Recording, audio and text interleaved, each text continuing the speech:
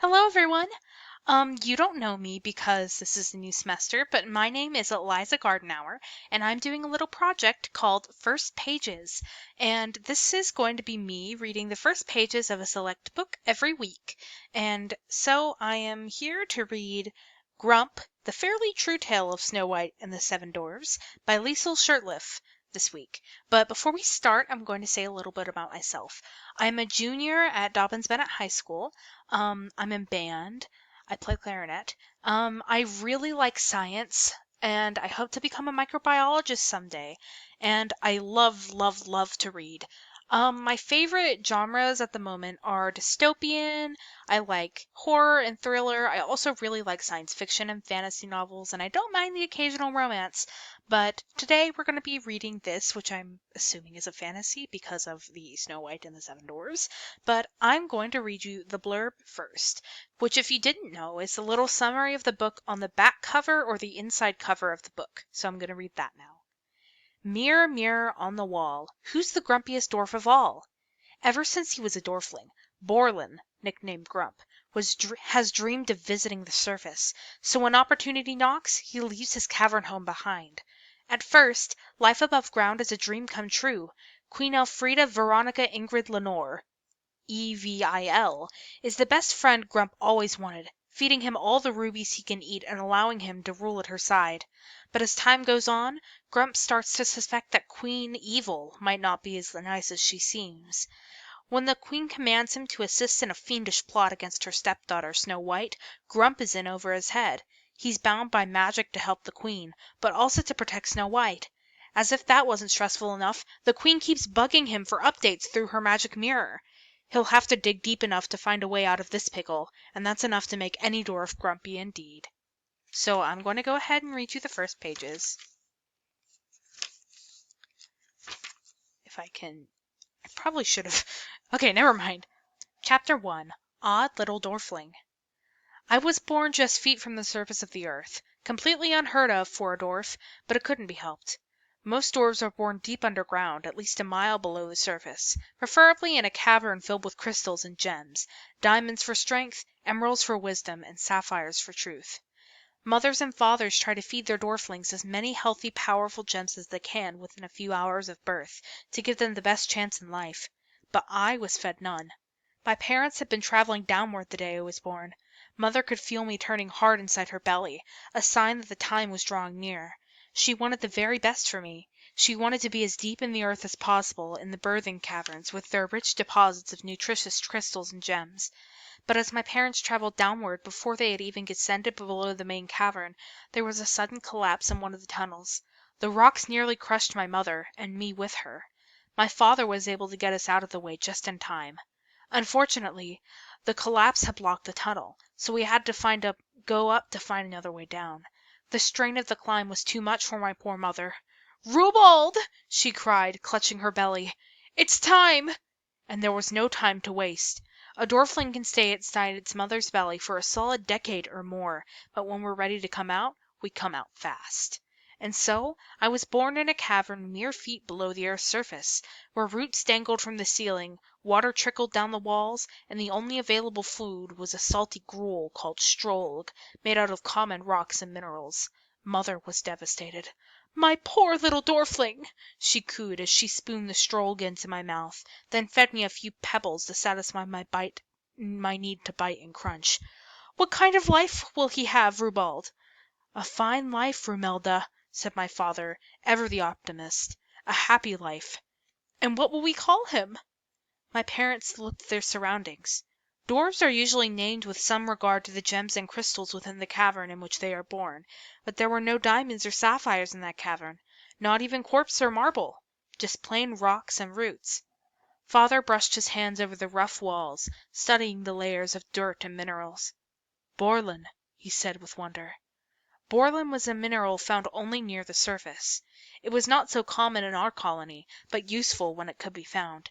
It was too bitter to eat, but potters liked it because it made their clay more malleable without weakening it. Borlin could also serve as a warning. A mining crew knew that by the sight of it that they were digging dangerously close to the surface. Most dwarves would never not find any. "We'll call him Borlin," said Father. "You don't think that name will make him seem a bit odd?" Mother asked. "No, it's special," said Father. "He'll be one of a kind, our dwarfling. We'll get him deep into the earth as soon as possible, and feed him all the best crystals and gems.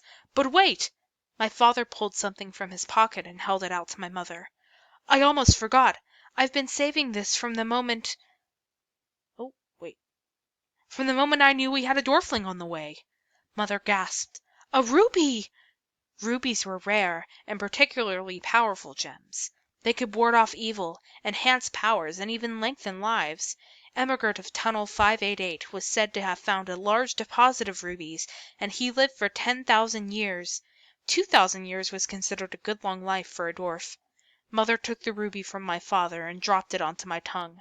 I crunched on the gem, gave a little belch, and fell back asleep. The very next day my parents tried to move me to the deeper caverns, but as soon as they started to carry me downward I began to cry. The deeper we went, the louder I wailed, until my eyes leaked tears of dust, a sign of deep distress and discomfort from any dwarf. "Oh dear!" said Mother. "Rubald, I think our dwarfling is afraid of the depths." "Nonsense!" said Father. "He only needs to adjust."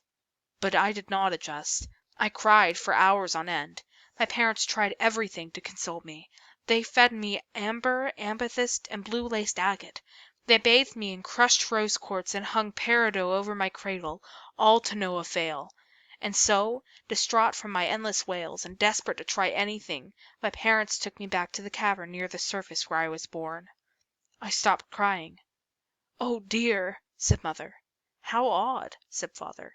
And after that my parents were obliged to make my unfortunate birthing cavern our home, hoping my fear of the depths would subside eventually.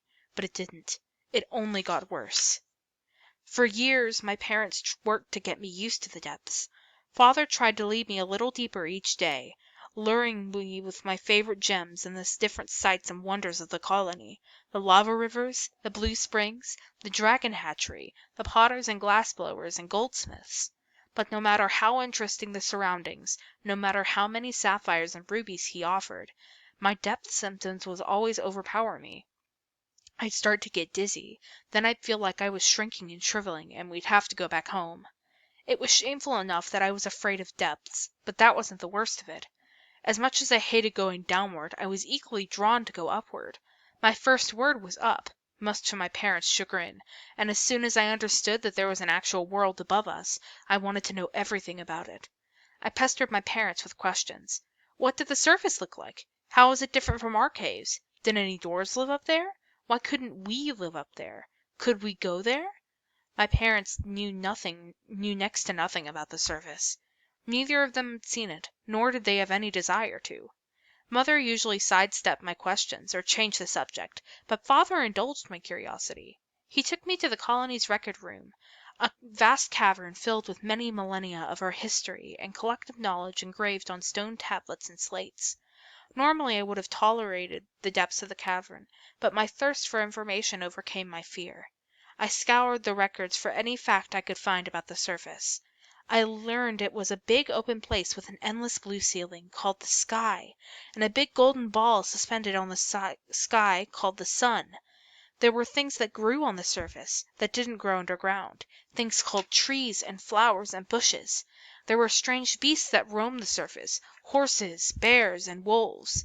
According to the records, humans were dwarf-like creatures, but not really dwarfs at all. They could grow 3 times the height of a dwarf, but no wider. They were born without teeth, and they lived no more than a single century. They couldn't eat gems, but instead wore them around their necks, on their fingers and wrists, and sometimes even on their heads. I imagined a giant skinny dwarf with no teeth wearing my dinner as a hat. I laughed at the thought. I definitely had to see that spectacle. Because we lived so near the surface, sometimes gnomes would find their way into our cavern and bring us news from the human world. Gnomes were creatures who lived underground like dwarves, but delivered messages for humans on the surface. They were about the same size as dwarves, or a little smaller, but they were extremely stupid, probably because they only ate rubble. Still, I loved it when gnomes appeared, because they always brought some fascinating information from humans. "King Gerald has been crowned! Long live the king!" "Queen Eleanor has borne a daughter! Long live Princess Snow White!" Queen Eleanor has died!" Mother hated the gnomes, and always chased them out of their cabin with her iron cooking spoon, but they always came back, and I was eager to hear their news. With each little nugget of information about the surface I mined and collected, my heart seemed to beat a little louder. A little louder. Up, up, up, up, up, up. One day, when I was no more than 20, Father brought me a leaf he'd found on his way home from the mine. He said it must have been carried into our caverns by a bat. The leaf was bright green, like an emerald. Curious, I took a nibble of one of the quarters. Blech! It tasted as bad as emeralds, too, like bat droppings. But I loved the leaf. I kept it for almost a year, watching it turn brown and brittle before it finally crumbled to bits. I begged my parents to let me go to the surface and find another, but they flatly refused. I could get lost. I could get trampled by a surface beast. Worst of all, I could run into a human. "But I want to see a human," I told my parents. "Really?" said Mother. "And what if the human takes you by the beard, I gasped and put my hands up to my beard. A male dwarf's beard is very important to him. It's the source of his power, and it grows as his powers grow. But it's also his greatest vulnerability. If anyone grabs him by the beard, he's at the grabber's mercy and obligated to fulfill a request. If he tries to resist, he will experience the severest of pain and possibly death. I've never heard of a dwarf taking another dwarf by the beard. It's an offense worthy of banishment. But there were plenty of stories of humans taking dwarfs by the beard, and they weren't the happily ever after sort of stories. It was the one thing my parents could mention that gave me pause about going to the surface. "But my beard isn't that long," I said. At 21 I only had a short, pointy tuft, hardly long enough to grab at all. "It'd be less of a risk now, wouldn't it, than when my beard is longer and easier to grab?" My parents shared a look, one that said they didn't know what quite to do with me. "Here, try these on." Mother tossed me a pair of bat hair trousers she'd been weaving for me. I wiggled into them. "How do they feel?" The trousers felt a little itchy, but the bat hair would eventually soften and become quite comfortable, and they'd last at least a century, so as long as I didn't grow too much. "They're fine." "What do you think a human would ask me to do if they did take me by the beard?" I asked. I wouldn't be distracted.